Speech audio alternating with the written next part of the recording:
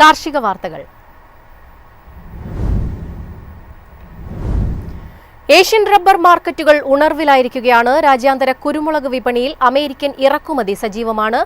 അതേസമയം വെളിച്ചെണ്ണ വിലയിൽ മാറ്റമില്ല. ഏലക്കാലേലം കനക്കുന്നു. ഏഷ്യൻ റബ്ബർ മാർക്കറ്റുകൾ നേട്ടത്തിലെങ്കിലും ഇന്ത്യൻ ടയർ വ്യവസായികൾ ആഭ്യന്തര ഷീറ്റ് വില ഉയർത്താൻ തയ്യാറായില്ല.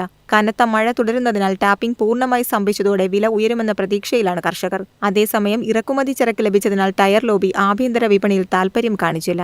സംസ്ഥാനത്ത് 4ാം ഗ്രേഡ് 18,800 രൂപയിലും 5ാം ഗ്രേഡ് 18,500 രൂപയിലും സ്റ്റഡിയാണ്. ബാങ്കോക്കിൽ റബ്ബർ വില 300 രൂപ വർദ്ധിച്ച 18,200 രൂപയായി. അമേരിക്കൻ ഇറക്കുമതിക്കാർ കുരുമുളകിനായി രാജ്യാന്തര വിപണിയിൽ. ക്രിസ്തുമസ് ന്യൂ ഇയർ വാങ്ങലുകാർ മുന്നിൽ കണ്ട് അവർ വിയറ്റ്നാമിനെ സമീപിച്ചു. US ഓർഡറുകളുടെ വരവിനിടയിൽ മുളക് വില ഇന്ന് കിലോ 2000 ഡോങ് വർദ്ധിച്ച് 1,44,000 ഡോങ്ങായി. വിയറ്റ്നാമിൽ കുരുമുളക് ലഭ്യത കുറഞ്ഞതിനിടയിൽ അവർ ബ്രസീലിയൻ മുളക് ഇറക്കുമതിക്കുള്ള ശ്രമത്തിലാണ്. വിയറ്റ്നാമിൽ മുളക് വില ടണ്ണിന് $6,500, ബ്രസീൽ നിരക്ക് $6,300. കൊച്ചിയിൽ അൺഗാർബിൾഡ് കുരുമുളക് ക്വിന്റലിന് 69,300 രൂപയാണ്. കൊച്ചി വിപണിയിൽ വെളിച്ചെണ്ണ, കൊപ്ര വിലകളിൽ മാറ്റമില്ല. അതേസമയം ഡിമാൻഡ് കുറഞ്ഞതോടെ കാങ്കയത്തെ മില്ലുകാർ കൊപ്ര വില താഴ്ത്തി 21,500 ശേഖരിച്ചത്.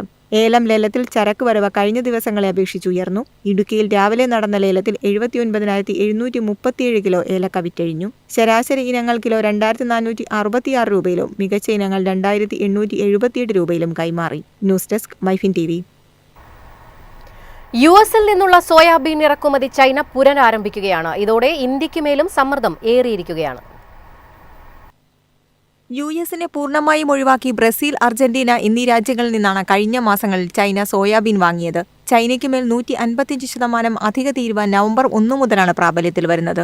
എന്നാൽ അമേരിക്കയിൽ നിന്നുള്ള സോയാബീൻ ഇറക്കുമതി ചൈന പുനരാരംഭിക്കുന്നതിനാൽ ഈ തീരുവ 155% ഒഴിവാക്കുമെന്നാണ് അമേരിക്ക പ്രഖ്യാപിച്ചിരിക്കുന്നത്.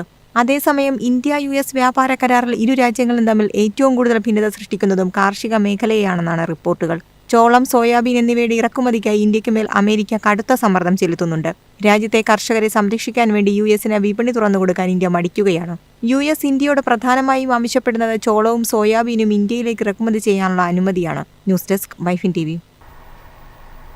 വിള കലണ്ടർ പാലിക്കണമെന്നാവശ്യപ്പെട്ട് കൃഷിവകുപ്പ് വിത്ത് പോലും കിട്ടാതെ പ്രതിസന്ധിയിലായിരിക്കുകയാണ് കർഷകർ.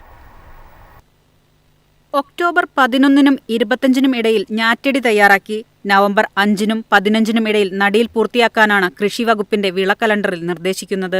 സീഡ് അതോറിറ്റിയിൽ നിന്ന് സബ്സിഡി നിരക്കിൽ വിത്ത് വിതരണം നടപ്പിലാക്കാൻ ഇതുവരെ കൃഷിവകുപ്പിന് കഴിഞ്ഞിട്ടില്ല. ചില കൃഷിഭവനുകളിൽ നിന്ന് ലഭിച്ച വിത്തിന്റെ ഗുണമേന്മയിലും കർഷകർക്ക് പരാതിയേറെയാണ്. ആവശ്യത്തിന് വിത്ത് കിട്ടാനില്ലാത്ത അവസ്ഥയിലാണ് കർഷകർ. രണ്ടാം വിള ജലസേചനം പൂർണ്ണമായും കനാൽ വെള്ളത്തെ ആശ്രയിച്ചതിനാൽ നടീൽ വൈകുന്നത് വിളവിനെ പ്രതികൂലമായി ബാധിക്കുകയും ചെയ്യും.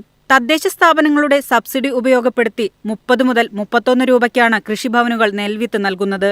സ്വകാര്യ ഏജൻസികൾ 40 മുതൽ 45 രൂപയ്ക്കാണ് വിത്ത് നൽകുന്നത്. ചെറുകിട മില്ലുകളും നെല്ലേജന്റുമാരും കഴിഞ്ഞ വർഷത്തെ നെല്ലിനെ പതിരു നീക്കി വിത്തെന്ന പേരിൽ വിൽക്കുന്നതും വ്യാപകമാണ്. കലർപ്പുണ്ടാകാൻ സാധ്യതയുണ്ടെങ്കിലും വേറെ വഴിയില്ലെന്നാണ് കർഷകർ പറയുന്നത്. News desk myfin TV.